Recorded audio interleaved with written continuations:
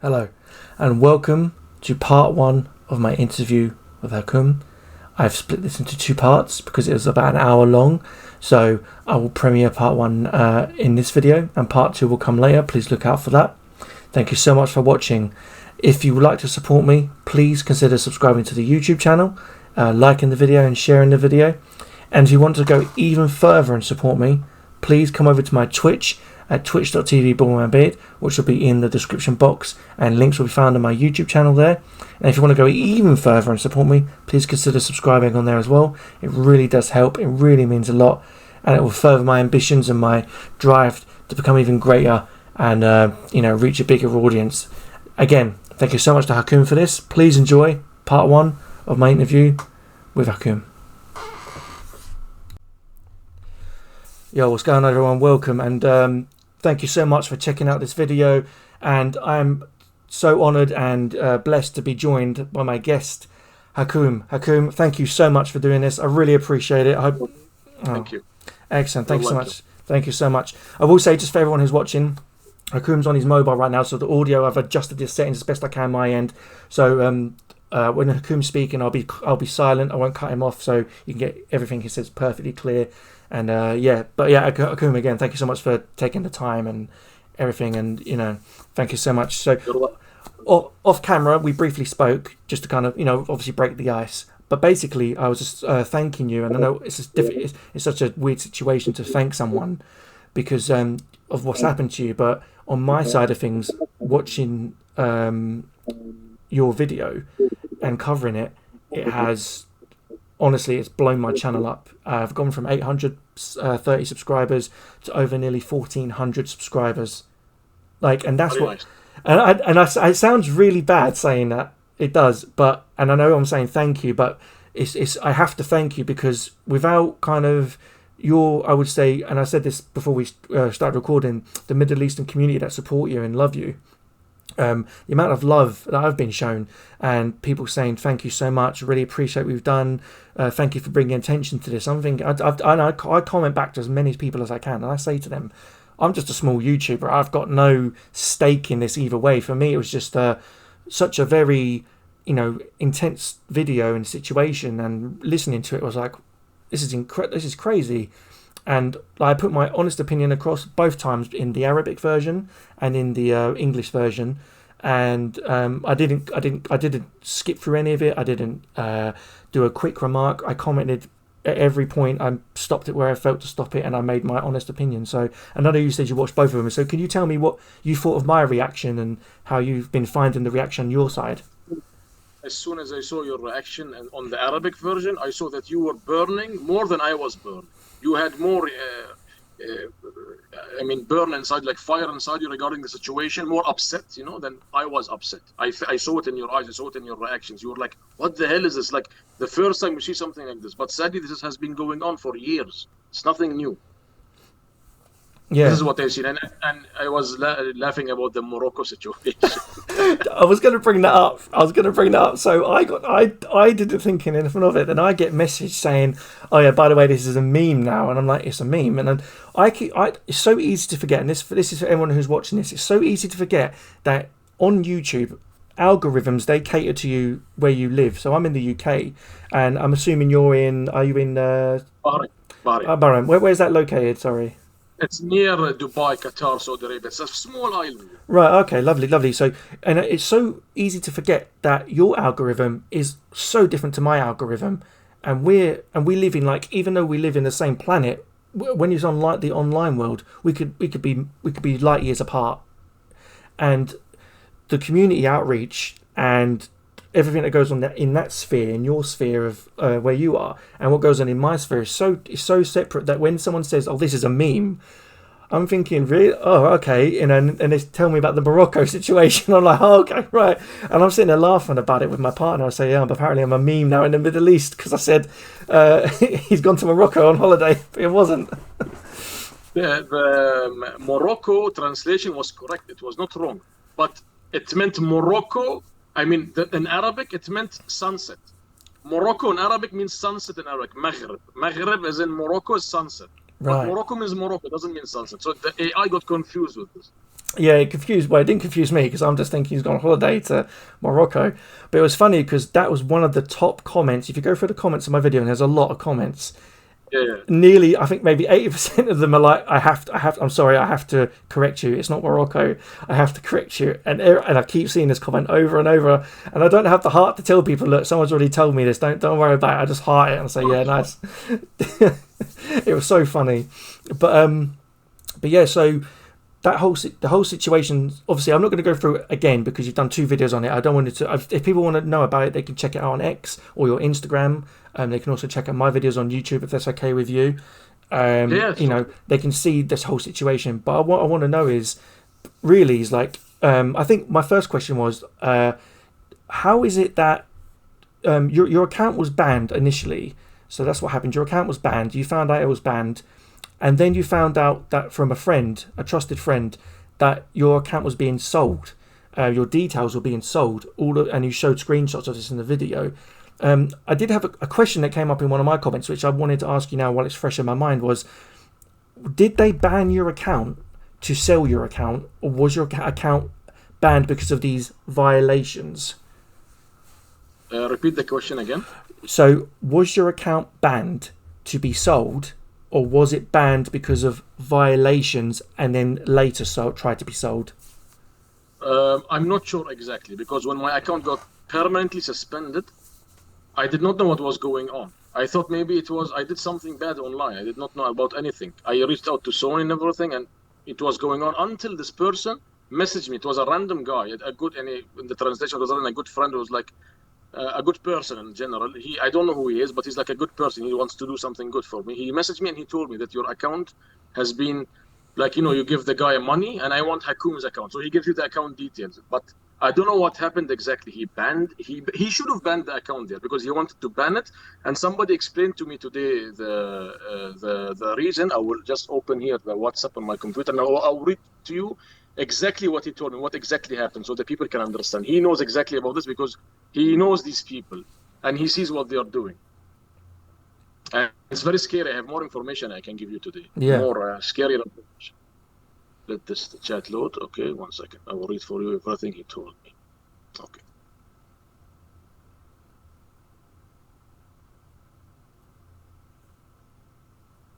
Okay, it's not opening on the computer. I will see if I can open it here on the telephone. I hope this just doesn't close down. No, you're fine. I can still see you. I will just read it to you. Okay, let's see.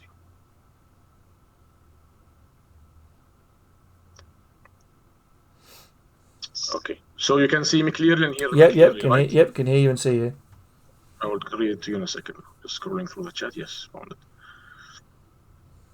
Okay, he says, if your account experiences multiple failed attempts to retrieve it through support, the account will be suspended for ownership verification. If you want to recover the account, you need to submit your national ID to support. Even if you change the email linked to the account, ownership can still be lost and you'll have to start everything from scratch. Also, be thankful that your account was restored because losing ownership is much worse than a regular ban. It's good that you managed to recover it and you would have received an email notification about it. This is what happened exactly, based on a professional reply, somebody who knows exactly what happened. Right. So it's something called ownership ban or something. Interesting. I remember years and years ago, this is back when PS3 came out, I forgot my details to log into my account. So I've called Sony and I've said, okay, I've lost my details, and I had to go through security questions. And I have never done that since. And we're talking when PS3 originally came out, when I think it was when Tekken 5 Dark Resurrection went online. I kind of use games as reference. So that happened, and I've never since then dealt with Sony in any aspect at all, on the phone or anywhere. Only on the website from deselecting maybe consoles as kind of like, these are my primary systems, and you used to turn them off. So if you bought a new PS3, you had to make your other system unprimary because you only could have so many systems at a time. So what's changed? Like, this ownership thing, is this something that's recent, or has it been in effect for a long time? I have no idea about this, but regarding what you're saying, it's about your account, how many times you can activate it on consoles. On the PS3 days, you could activate it on 5 consoles, so you can have 5 primary accounts. They changed that. They did not like it. So they changed it to 2 now, or 1 even. Right. It's, I think, 2. Right, because I remember you mentioning in your video that they accused you of having over 2,000 plus accounts on many consoles. So how is that possible? How could you have that many accounts? You are a trophy hunter, right? Yeah. So what hardcore trophy hunters do sometimes, you go on a game and you want to platinum it, and that game has an online mode, and the online mode is gonna shut down in a few months. This company says we're gonna shut this game down, so nobody's playing online. It's a dead game. So we go along and first you have your own main account on your PlayStation, and then on like 4 or 5 other PlayStations you open random, like you say, like a sheep account, just a random alt account, and then you play against yourself. The game is dead. Nobody's playing it. So I get 5 PlayStations, my friend gets 5 PlayStations, and we do the trophies online together. Yeah. So that's 5 accounts, 4 accounts. So how many games from 17 years are like that? For example, Mod Nation Racers. You know it, right? Yeah. There was a trophy, if I'm not mistaken, because I did it legitimate also. There is a trophy. You need to hit likes on a car or a level or something, or share, something like that. It's an online thing, like Little Big Planet. Again, Sony decided to shut down the servers, and people could not get the trophy on time, and the game is dead. So they created maybe 300 to 400 accounts, not 5, 300 to 400 accounts, alt accounts, okay? And logged into the game and pressed like on their own level or their own creation in the game. Wow. I would speak about myself. My rarest platinum Fight Night champion. It's the rarest platinum on PlayStation, with maybe only 8 to 9 people who platinumed it. Wow. Nobody's playing online, and if you find somebody online, he's actually cheating online. When you go on a boxing arena, he can just punch you and drop you in 1 hit. It's unfair. Yeah. So I had to create 300 accounts to be able to play against myself and earn the trophy. Nobody's playing on the online, and the little people playing are all cheaters. You ask the question that how can you put 2,000 accounts on the PlayStation? You can't. The maximum accounts you can place is 16. Once you reach 16, you have to delete. So I placed 16, deleted 15. I kept on recycling. Wow. Yeah, and I had to pay 300 Gmails. Yeah. Wow. When you hear it like that explained, when you hear, obviously in your video you're going through the situation and discussing the email that you got sent by PlayStation or Sony, and you send back your rebuttal. But when you hear it in detail like that, it really does hit home how hardcore you have to be Yes, one of the best in the world at trophy hunting. Because you have to, I can't speak for that sort of scenario, but I can speak for a game. I used to play Operation Raccoon City, and that online was dead. You get a couple of people, but I met people online who were trophy hunters for the online on that game. And I don't know if you've played it yourself, or if you've platinumed it, but platinum that you had to have so many people in the game. Some people would just drop out. You had to do so many executions. And it's a grind. It's a horrible grind. And you love the game, but you're like, I'm not sitting there doing this for hours on end, fingers crossed, waiting for something. So doing what you do, and having the patience to delete, create, log in, log out. It's something that I don't think I could personally do. So honestly, my hat's off to you. I couldn't do it. Yeah, this is why I was crazy in the trophy war. I was doing crazy things like this, and it's not just me. It's the top people most trophy hunters who want an online game done. They have to do it this way. There is no other way. You want to play normally with people, then the game has to be alive. But if the game is dead and nobody's playing it, what can I do? I have to do this. Yeah. Or Sony, when people shut down their servers, they have to place bots in the game. Make the game offline with bots playing, computers, Yeah. Make it fair. If you don't want people to start boosting online games, do it like that, place bots in the game. You don't have the right to shut down the server. You paid money for the game. Why are you shutting down the server? Yeah. Or don't place online trophies at all. Remove it. And that's it. I think multiplayer trophies, for me, online multiplayer trophies, I think are just horrible. I don't think they should exist, because the live service games now are in such a state, it's such a mess with live service right now. Any game you buy is battle passes, battle packs, money to be spent. Before it used to be milking the money, and and that's why I usually stick to just solo games. I don't go online. It's purely just for a bit of friends, but it's never anything more than that. It's just but solo games. I will give you another example. The game Fight Night Round 4. Many people know it. It's the same as Fight Night Champion, but it's the version before. There were these are the most horrible trophies in the world. There were 3 trophies for earning the online belts. You know, the heavyweight belt, the lightweight, and the middleweight. Right. And if somebody takes the belt, he can just keep it to himself and not give it to anybody by like switching between accounts and just keeping it. So you had to go online, PSN, message the guy, beg him to give it to you for like a card, $10 card, just so he gives you the belt. Yeah, there was no other way to get it. Forget it. He will just hold the belt. Again, this I mean, and then we're just, and we're supposed to be discussing how, you know, accounts are being sold on these like these shady black market sites, you know, and stuff like. But you just told me that people are actually forcing you to pay. Yeah. Like physical cash, transfer you and say, if you want this trophy, you've got to pay for this trophy. And they could have held it ransom for like hundreds. Like, or well, it might have, well, they could have held, I don't know, like they could have held it ransom for hundreds of dollars, if you like, or pounds, or yeah, or you can just hold it and never give it to anybody, even for cash, and then the trophy becomes very rare. Wow. Wow. It's a broken system. Yeah, it's. I mean, I know we're slightly off topic when I asked this question, but do you feel like, you know, in the years after that, and obviously leading up to when you stopped collecting, which I believe you said was 2021, is that correct? Am I correct? Around that, between 2020 and 2021. I started losing interest because of these shovelware games, the $1 games. Yes, yeah. So in terms of like trophies like that, like the Fight Night style ones, did they start fixing that issue, or is it still ongoing all the way up? It's still ongoing, it was still ongoing, but no trophy came out the same. I mean, it was just Fight Night with that sort of trophies. Right. But other games were just, maybe there were hard multiplayer games to play, like you need to be like the first on the leaderboard or something, or you need to be in the top 100 times, stuff like that. You know, it was doable in there, not something. It's like just a grind. Just play and get good at the game. Yeah. So, like you just said, then you mentioned obviously your passion for trophy hunting started to dwindle. When initially it was because of the $1, the 50 cents or whatever games. So your issue with those games was that it was just too easy. Anyone could just boost their platinums, and that was it. That was one reason, but the main reason was, since we started trophy hunting, there were these easy games. It was available, but not the amount which is getting released after 2019, I think, or something. They used to release about maybe 10 to 20 games a day. Like a company would come out with 8 stacks of the same game.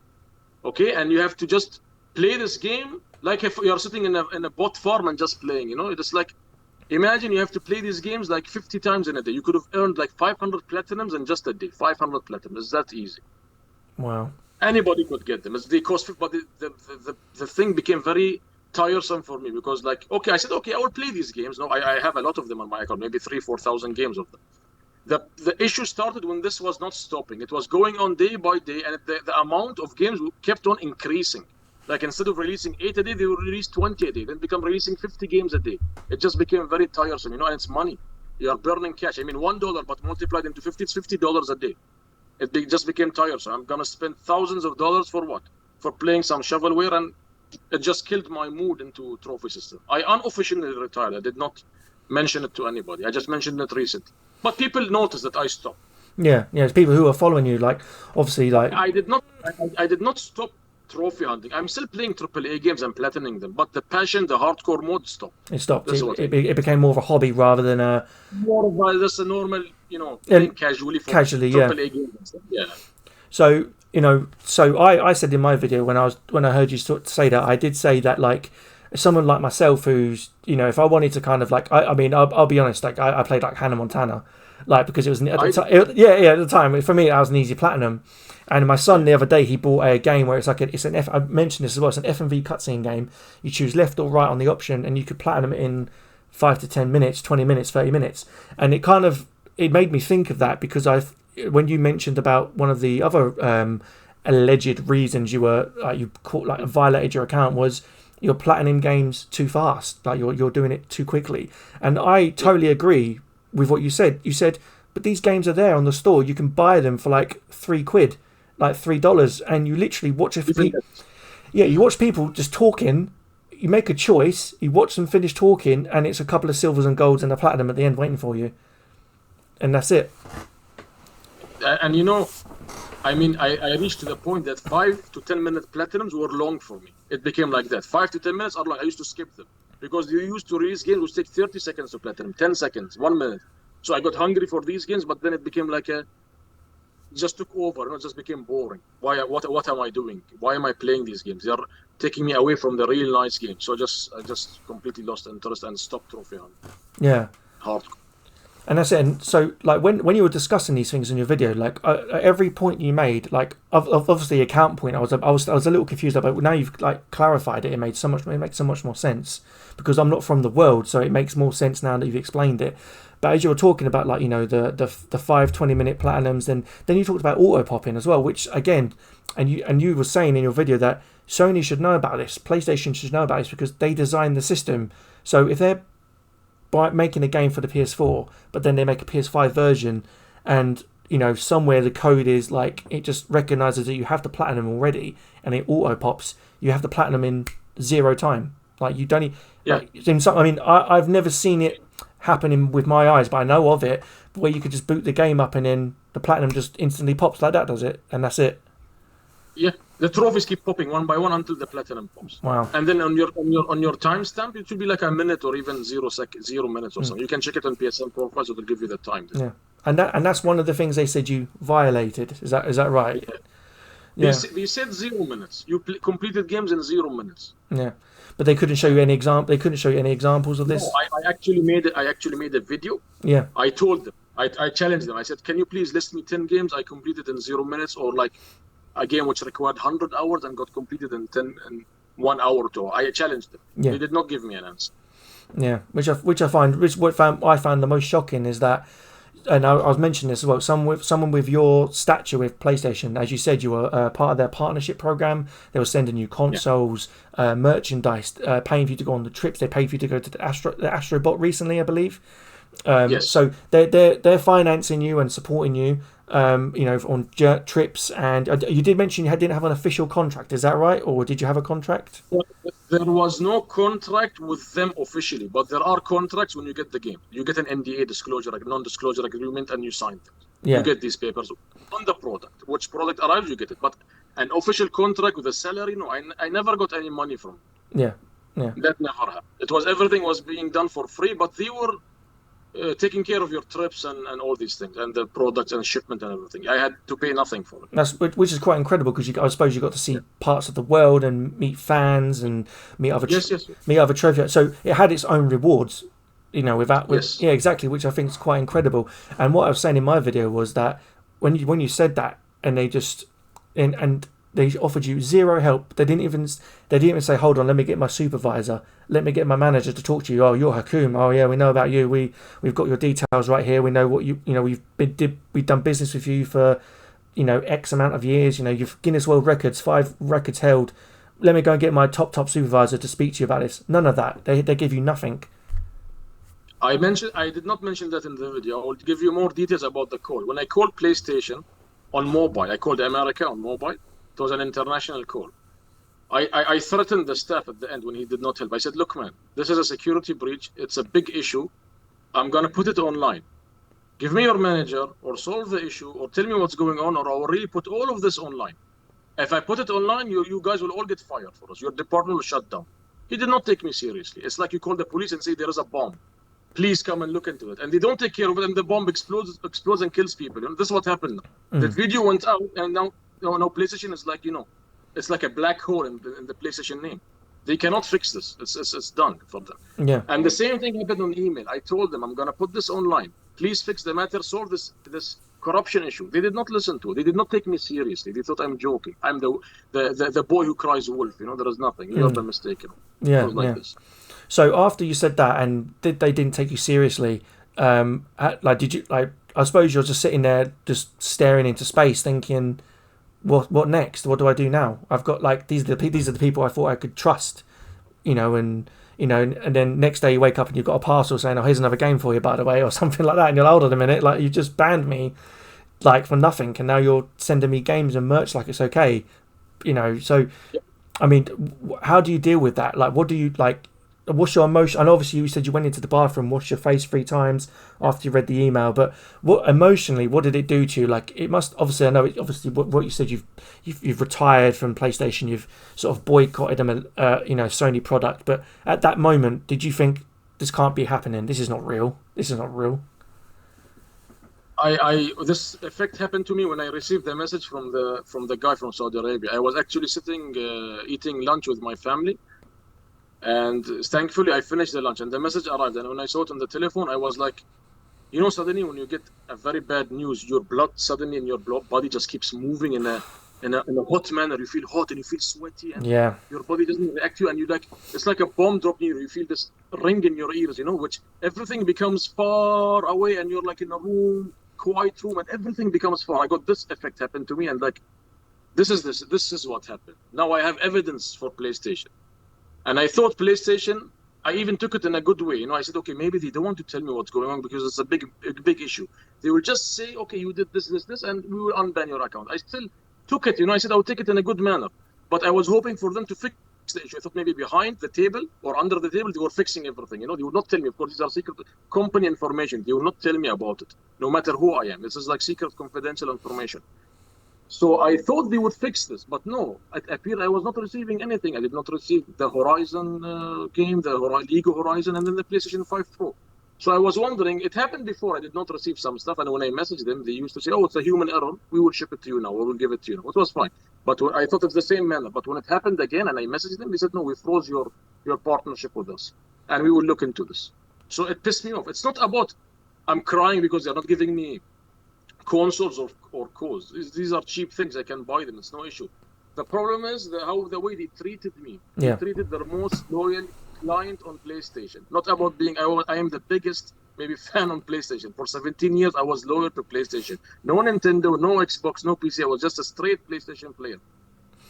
And this is the treatment I got. So the theory I made that you're working under the table went in the bin. This was wrong. My theory was wrong. So I found out that they did not care anymore. It's just like you did this, bye. It's like this. I did not like this treat. It's good that you said that, because I remember when you was talking about it in your video. I think so that the the message gets across. It wasn't about the free stuff. It wasn't about the consoles, the games. It was never about that. It was about the disrespect. You're a client, you're a customer, you're a patron of PlayStation, and you're a Guinness World Record holder. We have to emphasize that again. Five-time champ. You know what I mean? So they did you know this person who obviously you're dealing with at partnership, was there not a contact you had, like a person you solely dealt with, or was it just a department? I cannot talk about this. I would just say it's a private company. Yeah, it's a private. I have the email. It's like, I said my story on both sides. I did not want to hide. I would say even if it was against me, even if this 2,000 account issue was against me, I would still put it out. So people don't say Hakoom is a liar. He's just showing his side. He's not showing the PlayStation side. I put both sides. I gave PlayStation no chance. I put both sides on their side.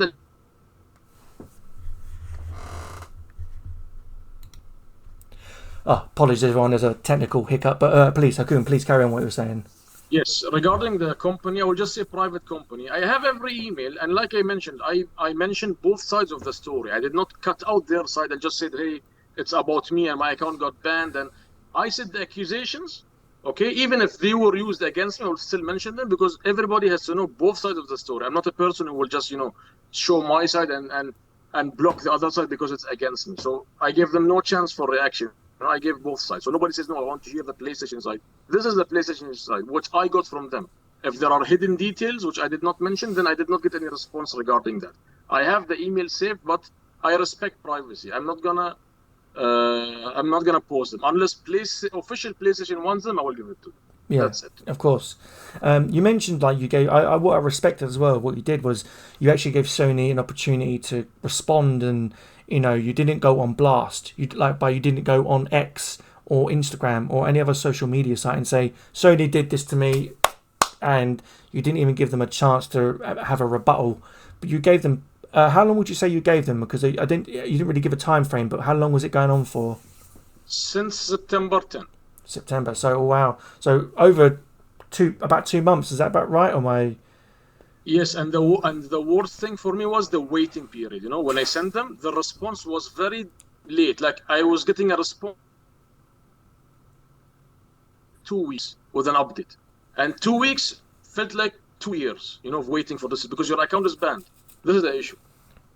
During that period of time when you was going through this, what did you do to calm yourself down so you wasn't getting so, well, like you said, your blood was boiling and you're sweating? What was you doing to kind of relax, to try and keep yourself composed? Actually, there was nothing I could do. I just, I just sat quietly. I did not tell this to anybody. I was just sitting quietly, and I think only one or two person I asked them for for help regarding the what you call it, like a consultation. Some professionals. I was asking what to do now. And they were just saying what. I kept quiet. I kept a poker face. It worked on some people, it didn't work on others. Saying, what's wrong with you? You look different. Even my friends said, you look different. My wife said, you look different. What's wrong with you? I was keeping quiet about all this. I'm a person. If I get sad, it's very heavy on me. I'm not a person who always gets sad. I take things with with a laugh usually. But this thing really, it affected me. I got really sad. I kept it in my heart. I did not bring it out to the public, and I felt very bad about it. But I kept on gaming on PlayStation offline. You would see in the date between September 10 and October 15 when my account got unbanned, there are some trophies which popped from Wukong. I was playing Wukong, trying to platinum the game. Yeah. I was enjoying it. So I was just playing that game. Most of my games which I play now are online-based games. These gacha games, like Genshin Impact, Tower of Fantasy. I'm enjoying these games. I have nothing. I like MMO games and stuff like this. So I'm just wasting my time playing these games. So I couldn't even play them. I have some subscriptions in them. I wasted money, even they're all gone.